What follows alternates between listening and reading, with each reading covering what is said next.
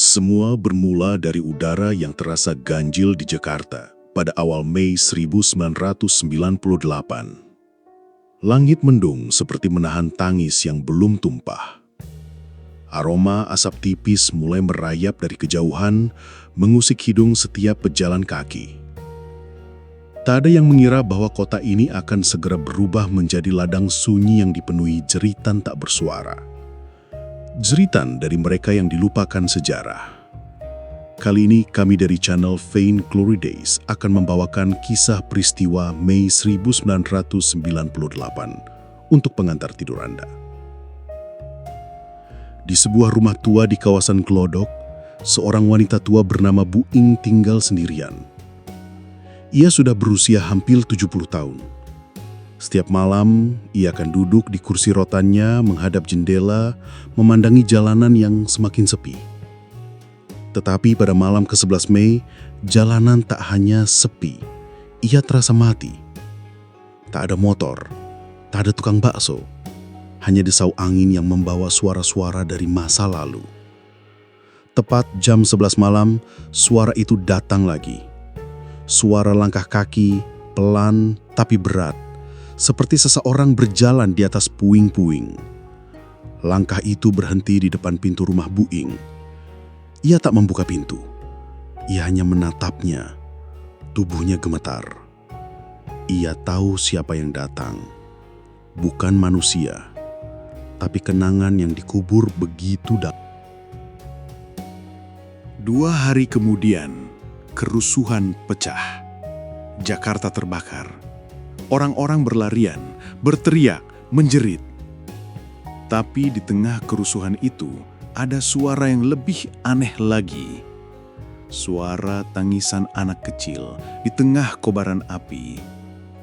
Suara itu tidak terdengar oleh semua orang, hanya oleh mereka yang kehilangan seseorang dalam tragedi itu. Di sebuah apartemen terbengkalai di bilangan Tomang, seorang petugas pemadam kebakaran bersaksi. Ia mengatakan, saat mencoba memadamkan api, ia melihat bayangan seorang perempuan di jendela lantai 2. Perempuan itu berdiri diam, tak berekspresi.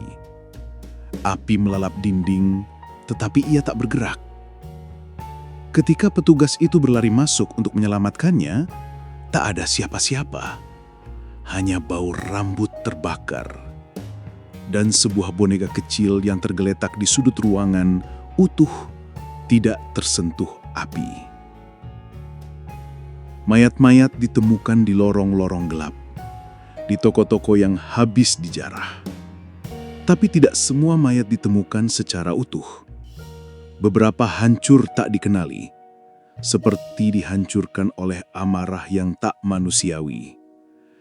Dan dari jasad-jasad itu, beberapa saksi mengatakan mereka melihat sesuatu berdiri di atasnya. Bayangan hitam tanpa wajah, hanya mata merah menyala, seperti penunggu dendam, seperti penjaga luka sejarah.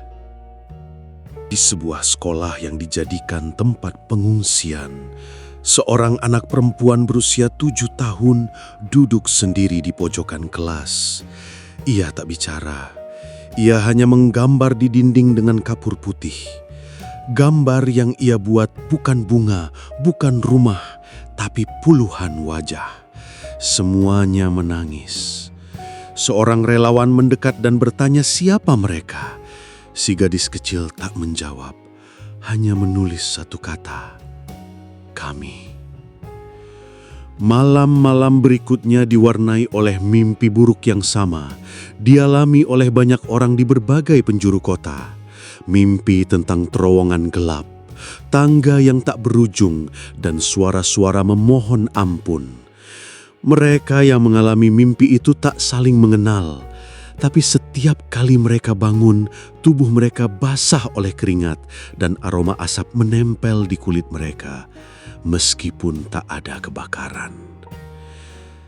Di salah satu gereja tua yang luput dari kobaran api, seorang pastor melaporkan bahwa lonceng gereja berdentang sendiri setiap pukul 2 dini hari selama 4 malam berturut-turut.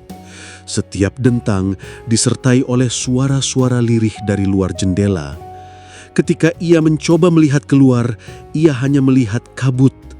Tapi dari kabut itu terlihat siluet manusia berjalan pelan tanpa arah, seperti mencari sesuatu yang hilang. Di Glodok, kawasan yang paling parah terkena dampak, masyarakat Tionghoa yang selamat masih menyimpan kisah-kisah yang tak berani mereka ceritakan ke media.